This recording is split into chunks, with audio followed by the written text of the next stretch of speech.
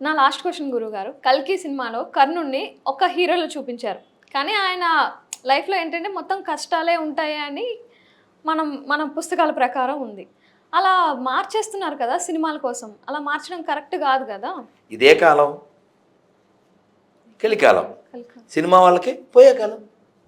కాళిదాస్ కవిత్వం కొంత, వీళ్ళ పైత్యం కొంత. ఎందుకు చెప్పనా? అడిగేవాళ్ళు ఉండరు కదమ్మా. ఇప్పుడు 'పీకే' సినిమా గుర్తుందా? 'పీకే' సినిమా. 'పీకే' సినిమా తీసింది ఎవరు? అమీర్ ఖాన్. అందులో శివుని అపహాస్యం చేసింది ఎవరు? అమీర్ ఖాన్. 20 రూపాయలు పెట్టి పాలు పోయడం డబ్బులు బొక్క అన్నదెవడు? అమీర్ ఖాన్. అంటే పెద్ద శుద్ధులు ఎవడికి చెప్పాడు? ఆవును కోసుకు తినేవాళ్ళు. ఆవును కొయ్యకూడదరా, ఆవు పాలిస్తుంది అని ఎందుకు చెప్పలేవు? ఆవును తినకపోయినా మనం పండగ చేసుకోవచ్చు చెప్పు. సినిమా చూసిన యాదవులు ఎవరు? మన యాదవులు కదా. నువ్వు ఖండించవు కదా.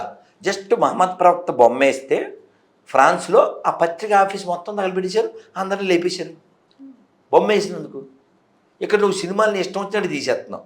ఎందుకని ఎవడో అడగడం. అందుకే రాహుల్ గాంధీ చెప్పినట్టు ఉండాలి. ఈ విషయంలో మెచ్చుకోవాలి అమ్మా. ఓకేనా? సంతోషం.